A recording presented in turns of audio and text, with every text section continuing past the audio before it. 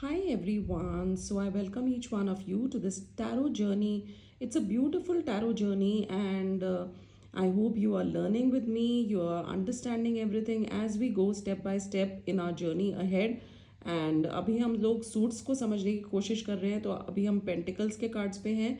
तो हमने 3 पेंटिकल्स पहले समझे। अगर आपका मिस हो गया है तो आप पहले वाले वीडियोस पे जाके आप क्लिक करके उनको समझ सकते हो, देख सकते हो। अगर कोई भी चीज़ आपको नहीं समझ में आए तो आप मुझे मैसेज कर सकते हो, कमेंट कर सकते हो that what more you want from this tarot journey.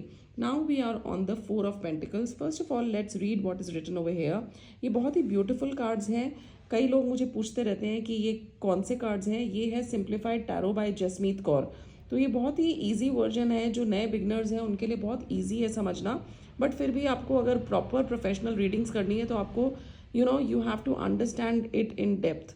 सो इसका मतलब क्या होता है, इस कार्ड को हम समझने की कोशिश करते हैं। You may be holding on two things in an unhealthy, possessive, controlling, or toxic way, or someone may be hiding onto you, holding on to you in such a manner there could be lack of openness, blocking or wealth, greed, materialism. तो ये बता रहा है, ये card हमको ये बता रहा है कि एक बच्चा या बॉय या मैन है यहाँ पे जो बैठा है, एंड वो पेंटिकल पेंटिकल यानी कि कॉइन यानी कि पैसे को होल्ड करके बैठा है। मतलब इसके पैर के नीचे भी 2 पेंटिकल है यानी कि पैसा, हाथ को भी ऐसे जकड़ के ये पैसे को जकड़ के बैठा है, सर के ऊपर भी पैसा है। मतलब ये है तो एक बहुत ही कोई rich person who has a lot of money, as we can see so many pentacles over here.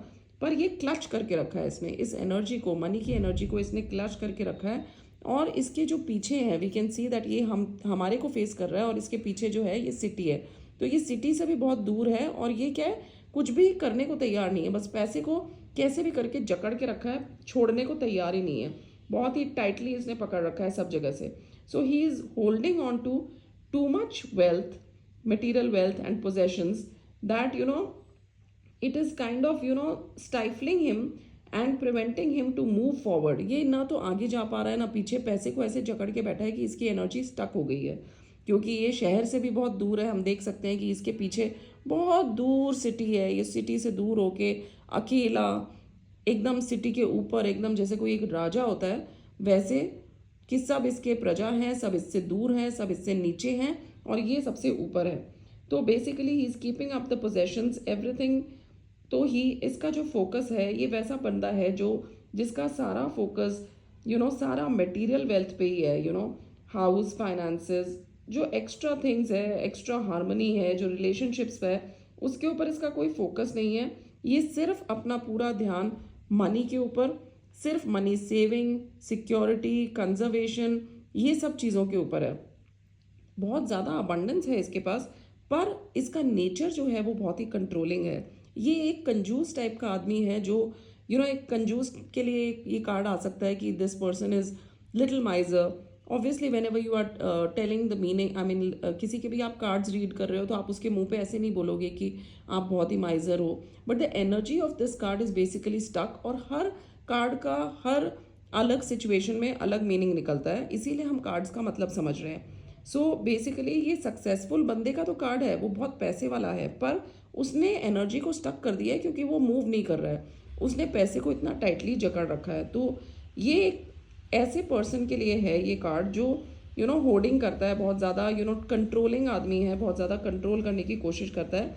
तो इसके लिए एडवाइस क्या होगी आपके हिसाब से? यही एडवाइस होगी ना कि लेट गो करो थोड़ा सा। यू नीड टू डू विसर्जन also, you need to spend a little money also. सारा खाली आप इकट्ठा करके रखोगे तो आप करोगे क्या लाइफ में? So this miserly attitude is over focused in the according to this person, but focusing too much on the possessions, coins, not focusing on other things in life. ये घर में भी बहुत कंट्रोलिंग होगा।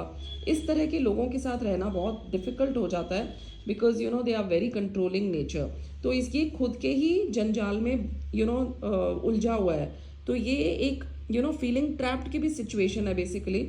तो एडवाइस यही होगी कि आपको अपने रिसोर्सेज जो है वो मैनेज करना आना चाहिए wisely. You need to achieve a balance. एक लाइफ में एक बैलेंस की ज़रूरत है, कि कैसे आपको पैसा इकट्ठा करना है, कैसे आपको स्पेंड करना है, क्योंकि हर चीज़ का बैलेंस होना चाहिए। अगर आप सिर्फ इकट्ठा ही करोगे, सिर्फ सेव करोगे, स्पेंड नहीं करोगे, तो वो energy, money is an energy, it has to be circulated. कल आपके पास है, आज हो सकता है मेरे पास हो, आज मेरे पास है, कल हो सकता है किसी और के पास हो. So it is an energy which has to be circulated. And he is too much conscious and cautious of his money. तो he needs to make good business decisions. And you know थोड़ा सा sharing is caring, तो थोड़ा इसको विसर्जन करने की भी ज़रूरत है, थोड़ा देने की ज़रूरत है. नहीं तो ये खुद के ही लाइफ में, खुद के ही जंजाल जो बुना हुआ है इसने, उसी में इम्प्रिजन होके, फील ट्रैप करके ये रह जाएगा. तो स्टेबिलिटी लाने की ज़रूरत है, बैलेंस लाने की ज़रूरत है.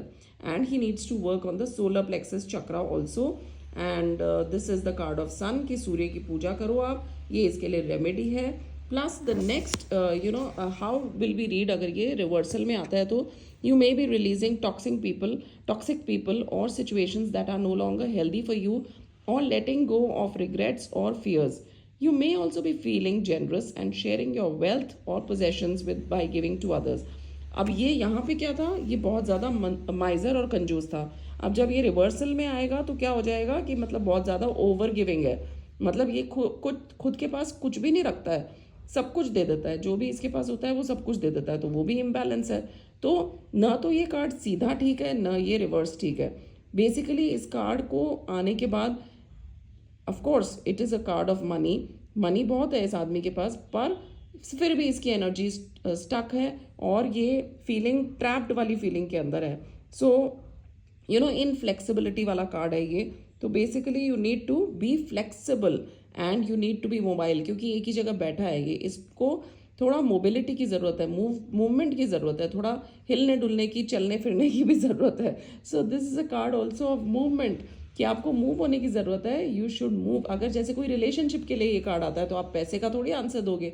तो you should know how to read a card in every situation. अगर कोई रिलेशन के लिए पूछ रहा है तो आप, अगर ये कार्ड आता है तो आप यही बोलोगे कि आपको थोड़ा फ्लेक्सिबल होने की ज़रूरत है रिलेशनशिप में.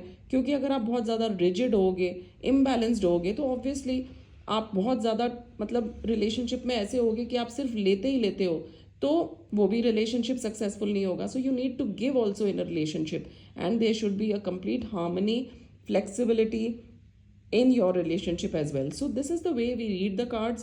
So this was one of the examples which I have given you. I hope you're enjoying this journey with me as much as I am. Thank you so much for following Soullight Meena. If you have still not subscribed to my channel, please subscribe, comment, like and share. Thank you so much.